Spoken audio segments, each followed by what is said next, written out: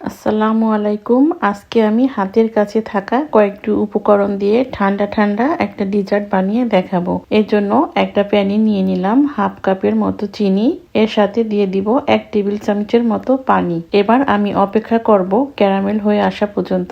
আমার ক্যারামেল হয়ে গেছে। এখন এর সাথে অ্যাড করব 2 কাপের মতো লিকুইড মিল্ক।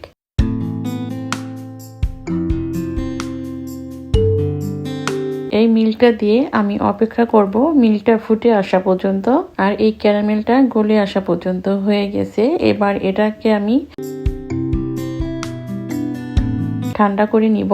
এবার একটা বলে দিয়ে দিলাম 2 টেবিল চামচের মতো জেলিটিন আর দিয়ে দিব হাফ কাপের মতো পানি। এবার এই জেলিটিনটাকে গুলিয়ে আমি এক সাইডে রেখে দিব। আর একটা বলে নিয়ে নিব 7টা ডিমের কুসুম। এখানে আমি কুসুমটাই নিব। এবার এই কুসুমটাকে আমি খুব ভালোভাবে ফেটে নিব। এর সাথে অ্যাড করব কনডেন্স মিল্ক। এখানে আমি 1 ক্যান নিয়েছি। এই কনডেন্স মিল্কটা কুসুমের সাথে খুব ভালোভাবে মিশিয়ে নিব।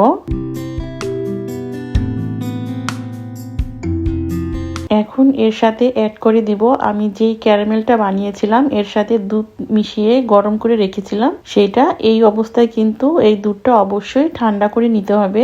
এরপর এটাকে আমি খুব ভালোভাবে মিশিয়ে নিব।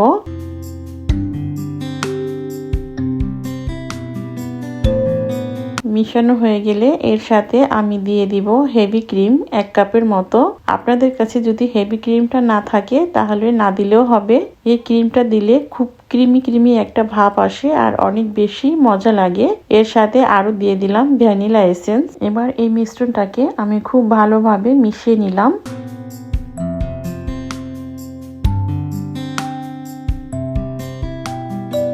এখন একটা পাত্রে আমি এই দুধের মিশ্রণটা ঢেলে দিব। এর সাথে দিয়ে দিব আগে যে জেলিটিনটা আমি গুলিয়ে রেখেছিলাম সেই জেলিটিন। এবার চুলাটা অন করে আমি অপেক্ষা করব এই দুধটা ফুটে আসা পর্যন্ত আর জেলিটিনটা গলে যাওয়া পর্যন্ত।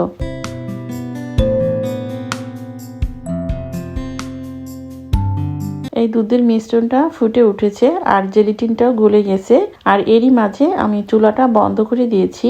এবার এই মিশ্রণটাকে কিন্তু আমি ছেঁকে নিয়েছি যাতে ভিতরে কোনো গুটি গুটি ভাব না থাকে। আর এইখানে আমি কিছু প্লাস্টিকের গ্লাস নিয়েছি আর এই গ্লাসে এই মিশ্রণগুলো আমি ঢেলে দিব। এখন কিন্তু এই মিশ্রণটা বেশি গরম নেই, হালকা কুসুম গরমে থেকে একটু বেশি গরম আছে। এইভাবে আমি সবগুলো মিশ্রণ ঢেলে নিব।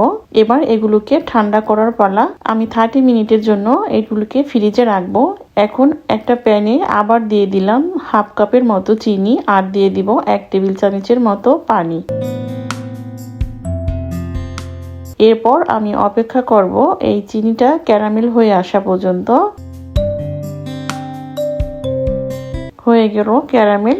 এবার আমি এর সাথে অ্যাড করব পানি। এখানে আমি 1/4 কাপের মতো পানি দিয়ে দিব।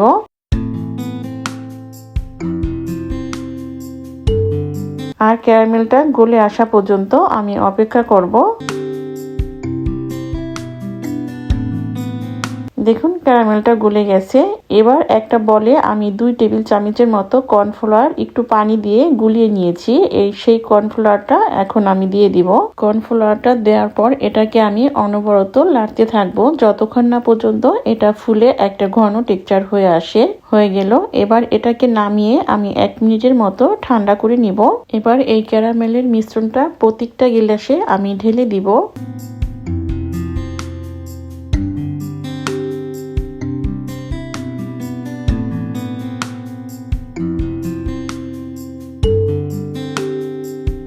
এরপর ঢেলে দেওয়া হয়ে গেলে আমি গ্লাসটা একটু সমান করে দেব যেন সব জায়গায় ক্যারামেলের মিশ্রণটা চলে যায়।